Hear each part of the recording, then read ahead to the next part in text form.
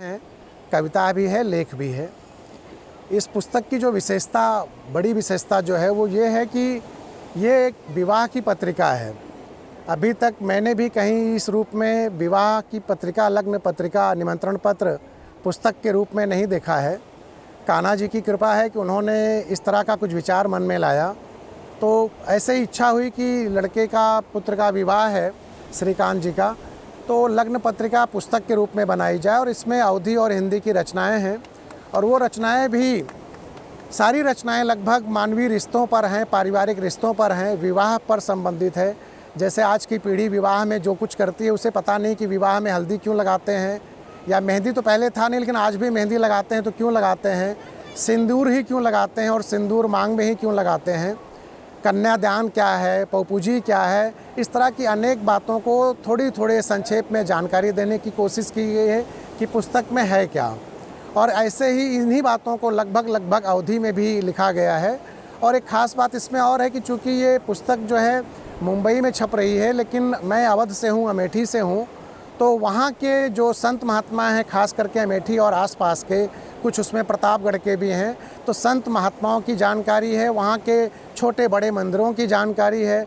मेरे गांव के आसपास के जो लोग हैं, बूढ़े बुजुर्ग, आज के 50-60 साल पहले बचपन में जिनका नाम सुनता रहा, तो उनके बारे में भी संक्षेप में जानकारी दी गई है।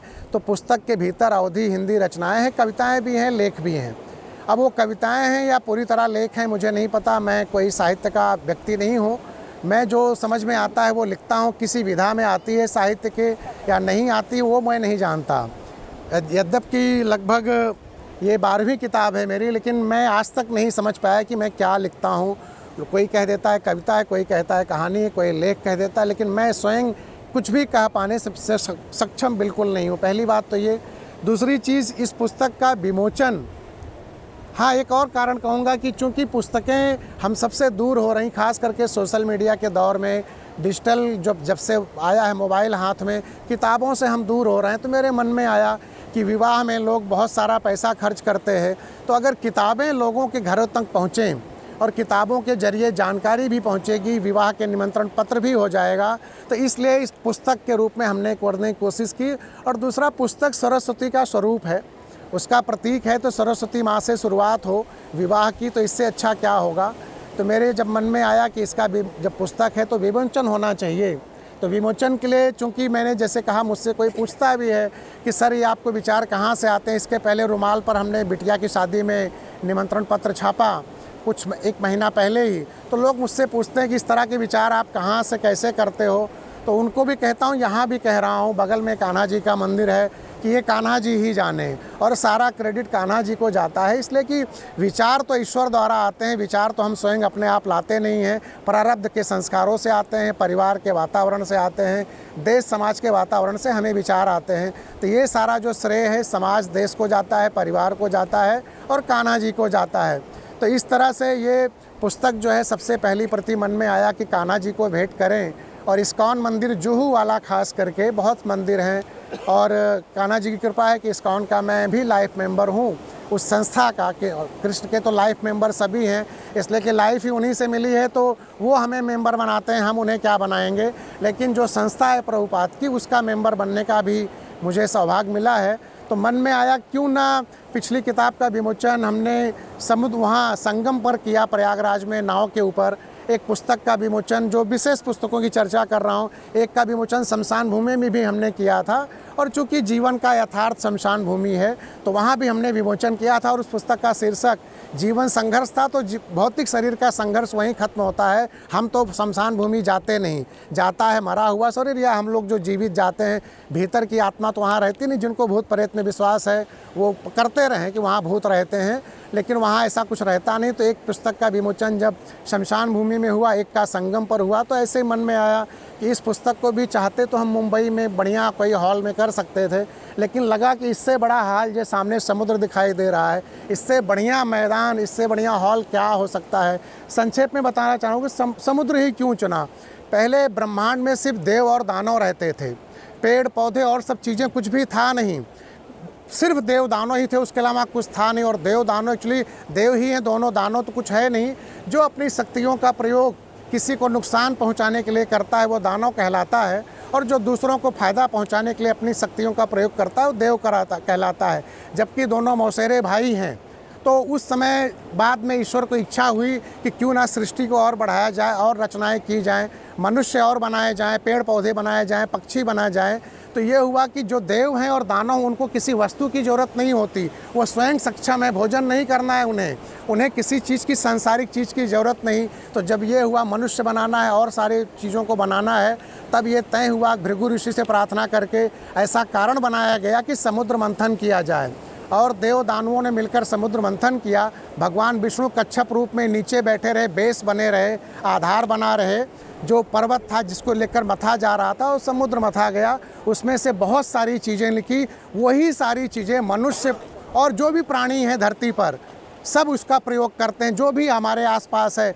तो समुद्र से ही हमारा जीवन आया, हमारा ही नहीं, लगभग सारे चीज़ों का जो भौतिक जीवन में जो मरने वाले लोग हैं, समाप्त होने वाले हैं, ये सब समुद्र से ही आए हैं। तो ये हमारे पिता भी हैं, हमारे जनक भी हैं, और उसी माध्यम से हम लोग इस दुनिया में आए।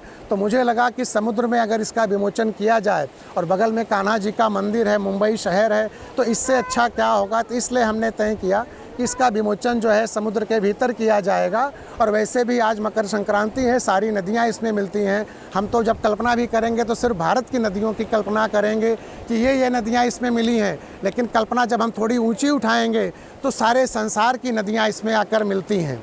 गंगा यमुना सारी नदियाँ इसमें हैं। तो ये पवित्रतम चीज़ है और इसकी एक खासियत है, ये इसके एक चीज़ सीखो, कोई चीज़ फेंको, लेगा नहीं, वापस कर देगा। काश इसकी एक चीज़ ये कोई भी सीख ले तो जीवन से दुख दूर हो जाएगा। कचरा फेंक दो, लाके किनारे कर देगा, कुछ भी फेंको बाहर कर देगा।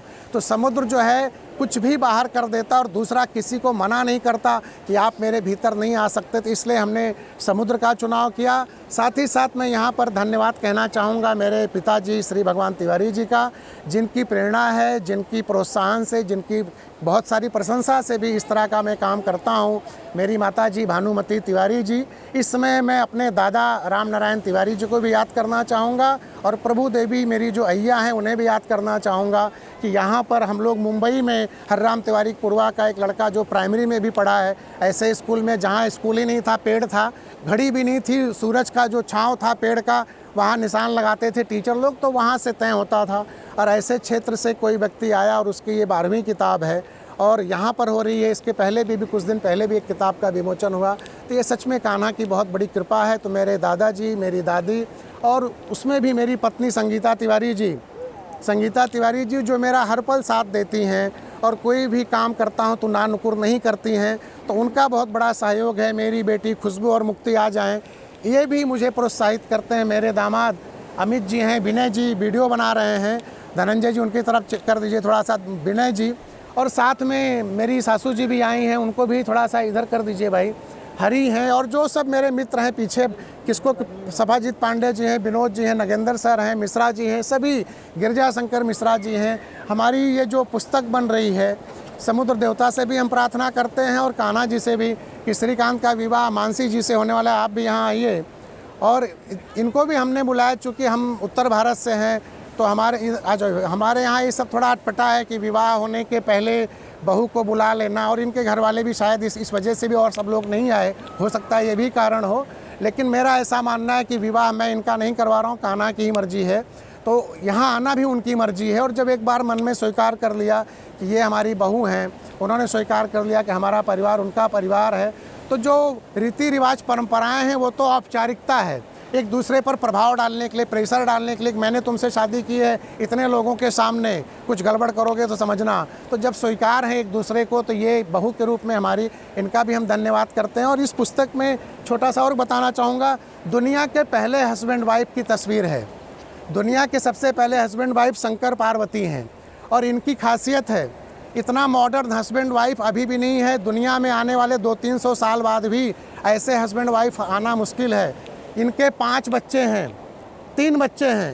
शंकर के जो बच्चे हैं वो पार्वती से कोई लेना देना नहीं, पार्वती का जो बेटा है उसका शंकर से लेना देना नहीं। इतना ज़्यादा फ्रीडम, इतना ज़्यादा मॉडर्न आज भी कोई व्यक्ति नहीं है, और आगे भी नहीं हो पाएगा। तो शंकर पार्वती जो हैं दुनिया के पहले और सबसे आइडियल हस्बैंड हैं, तो उनकी तस्वीर है यहाँ। मानसी और श्रीकांत जी की तस्वीर है, बीच में कान्हा जी तो हैं ही। तो इस तरह से ये पुस्तक बनी है। और इस समय यहाँ पर जो कल्याण से, भांडुप से, टिटवाला से हमारे रिश्तेदार आए हैं, मित्र आए हैं, उनका सबका किस एक एक का नाम क्या लूँ, 40-45 लोग हैं। सबको मैं बहुत बहुत शुक्रिया कहता हूँ। कान्हा जी को कोटि कोटि आभार व्यक्त करता हूँ, समुद्र देवता को आभार व्यक्त करता हूँ कि आपने हमें ऐसा अवसर दिया। इसी के साथ मैं अपनी बात समाप्त करता हूँ। और अगर यदि मेरे कुछ बोलने में कोई त्रुटि हुई हो तो आप सब अन्यथा नहीं लेंगे, चूँकि समुद्र की लहरें हैं, थोड़ा भावुक भी हूँ। बेटे का विवाह हो रहा है, पूरा परिवार, पूरे मित्र साथ हैं, तो खुशी भीतर काफ़ी ज़्यादा है। तो कभी कभी उस खुशी में भी हम बहुत सारी चीज़ें भूल जाते हैं। तो एक बार फिर से खूंटा तोड़ जी सामने बैठे सब लोग, और करीब सब लोग मेरे पीछे आ जाओ, सारे लोग आ जाओ, आप लोग ऐसे सब लोग आ जाइए, पीछे पीछे आ जाइए, आप आ जाइए, आ जाइए सब लोग, ताकि वीडियो में आ जाएं। सारे लोगों का वीडियो ले लीजिए। तो इस तरह से मैं अब अपनी बात समाप्त करता हूँ। आ जाइए, वीडियो आपका भी ले लें। धानवी कहाँ है भाई? आ रहने तो कोई बात नहीं है तो कोई बात नहीं, ये फ़ोटो भी ले लेना, ये वाला। इस तरह से ये विमोचन का कार्यक्रम संपन्न होता है। एक बार फिर से आप सबका बहुत बहुत शुक्रिया, बहुत बहुत धन्यवाद, बहुत बहुत थैंक्स। हाँ, फ़ोटो ले लो भाई, अब खूब एक एक जन का भी फ़ोटो लेना है, ऐसे इधर से लेना। एक मिनट रुक जाओ, तुम एक मिनट पापा, ठीक है ना?